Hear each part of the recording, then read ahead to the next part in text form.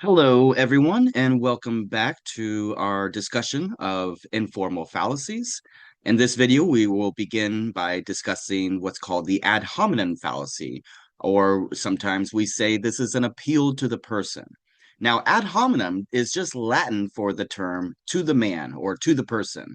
We are attacking the person rather than the content of what they believe, right? So that's exactly what this fallacy is. We are literally attacking some person, calling them names, attacking their character, or what have you. We are not paying attention to what they actually believe or the content of what their claim is. So hopefully you can see then how this is clearly a fallacy of irrelevance because the person who's making the claim should not make any difference for the content of the claim. And I think this should make some intuitive sense, right? An argument should not stand or fall based upon who's making it. An argument, if it's a good argument, it should be able to stand even if it's a terrible person who's making that argument, right? So the mere fact that somebody has a poor character or any other aspect of their character, right? If that's involved in the argument itself, then we have reason to reject it because we are turning to the person rather than the content of what the person believes. We are attacking the person's character, as it's usually put, rather than the content of what that person happens to believe. Maybe we're attacking their looks, right? This is something that Donald Trump does constantly, or maybe in some sense we are attacking, their personality, right? Mere insults to a person never gives us justification for anything at all. And I think that this is important to pay attention to because it does come up all the time in politics, as well as different online spaces. Certainly, we've come to see this from people like President Trump, who is constantly attacking people that he doesn't like, calling them dogs, or saying things like, that's a nasty woman, or even worse things. And we can see by turning to page 281 of the textbook, we've got quotes here where he says, crooked Hillary Clinton is the worst and the biggest loser of all time, and she can't stop, which is good for the Republican Party. Hillary, get on with your life and give it another try in 3 years. Or another quote from Donald Trump where he claims that, the New York Times, who hardly knows me, makes things up that I never said for her boring interviews and column. What a neurotic dope.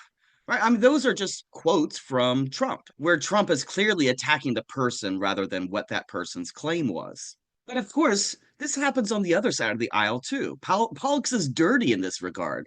We've got on page 281 a whole list of other people, like even, for instance, Jimmy Carter or Chris Matthews. So I'm not going to go into a lot of detail here, but I think it's clear that this a fallacy of attacking the person ad hominems is rampant in politics as well as different online spaces. But let's look at some specific examples here. I'm going to call this the library debate, where person A says the library should extend its hours so students can study later.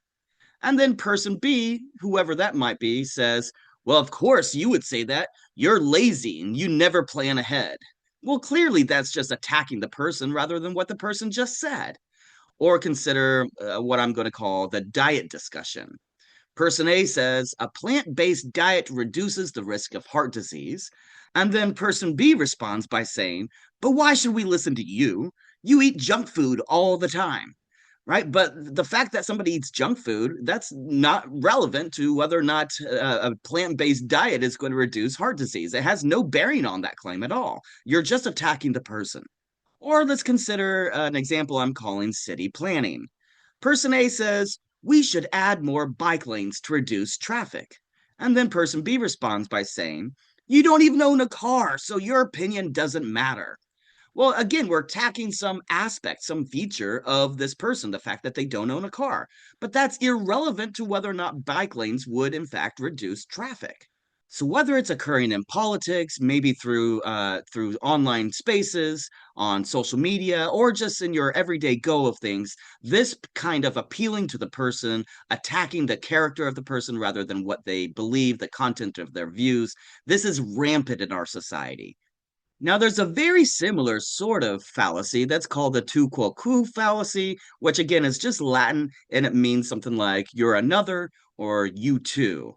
So this is a version of the ad hominem where we're appealing to the person or attacking the person, but here we're charging the person with being some sort of a hypocrite.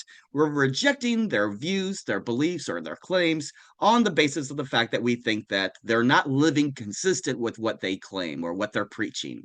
Right? So Smith claims that P, and then Smith does not live it according to what they claimed, P, so Smith is a hypocrite, right? But does that give us a reason to reject P?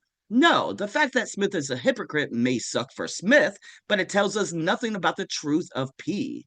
Again, I think it's going to be helpful to consider some examples here, right? So maybe your boss says, "You were late again today, so we need to talk."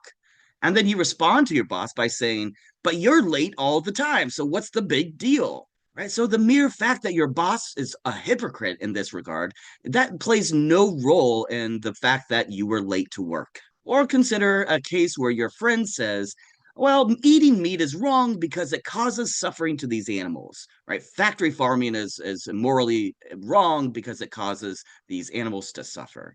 And then you respond by saying, "But you wear leather shoes, so I don't see how that's any different."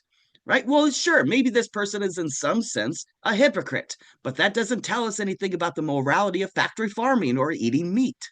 Or imagine a situation where your parent says to you, "You really shouldn't drink so many energy drinks because they're full of sugar. They're not good for you." And then you respond by saying, "But you smoke cigarettes and drink alcohol, and I don't see how that's any better." It may be true that, alcohol is bad for you and smoking cigarettes is bad for you. I think there's a lot of good reasons to think that's true.